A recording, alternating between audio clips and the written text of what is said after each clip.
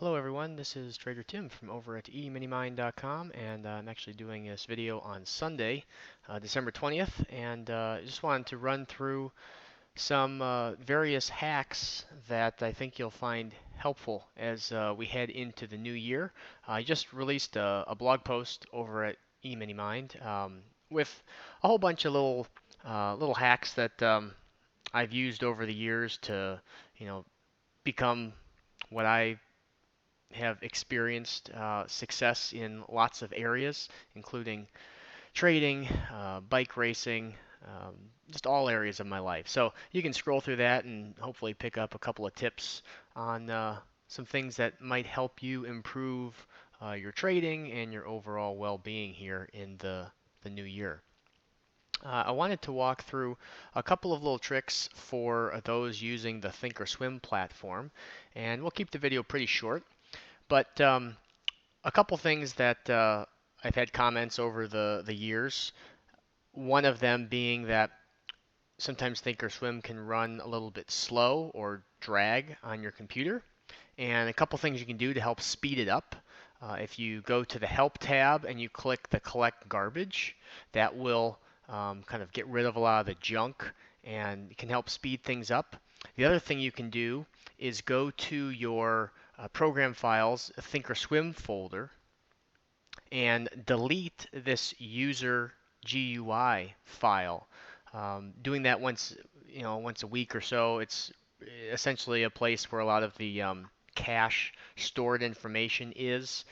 It will not delete your chart settings or anything that you see visually on your charts. All that will stay the same, but it will kind of clear out some of the back end stuff. Um, and hopefully that will help speed up your TOS platform.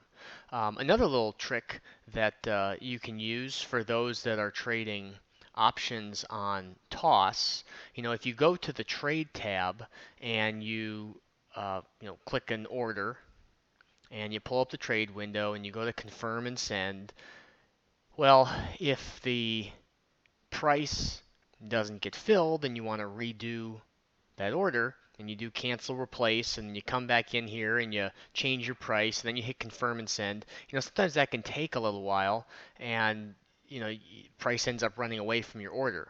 So using the active trader, what you can do is come up here to this little link symbol and just pick a color. So we're going to use the first one, red.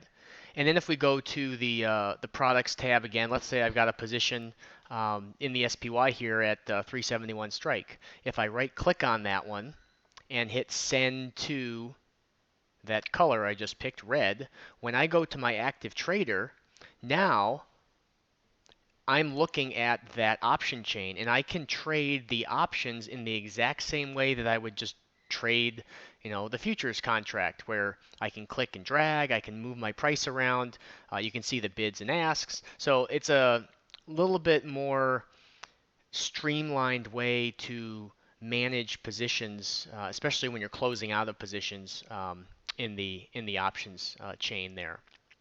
So as we head into the new year, this is a really great time to just kind of go through a lot of your notes from the year, flip through your trading journal, or your notebook, or your trade logs, and just kind of see if you can spot any observations or trends that you may have experienced over the year. And sometimes when you're in the thick of it, it's hard to pick out some of that information. But if you take the next, 2 or 3 weeks even, to just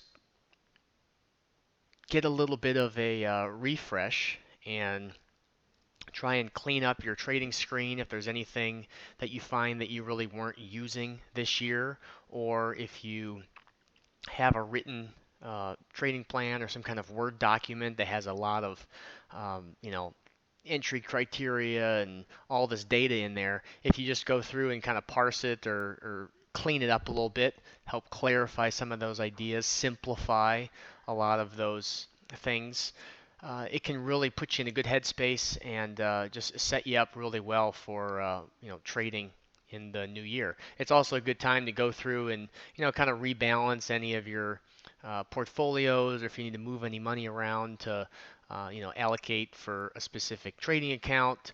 I'm going to be working on a kind of a post on how I allocate to different accounts and how I've made some changes over the years. For example, I used to be a big fan of keeping a ton of money in my future specific account so I could be trading, one contract, one E-mini futures contract for every 10,000 in the account. But when you really step back and you take a look at, well, this money is just sitting there and I have enough intraday margin leverage where I don't need all of that money there. It's better allocated in a different account where I can be, it can be put to work. And so a few things that I picked up over the years and changes that I made, I'll include in there as well. So I just wanted to wish everyone a happy holidays, and we'll resume live trading here the first week in January. So thanks for tuning in to all the videos over the course of the year. If you like them, give them a thumbs up, and happy holidays.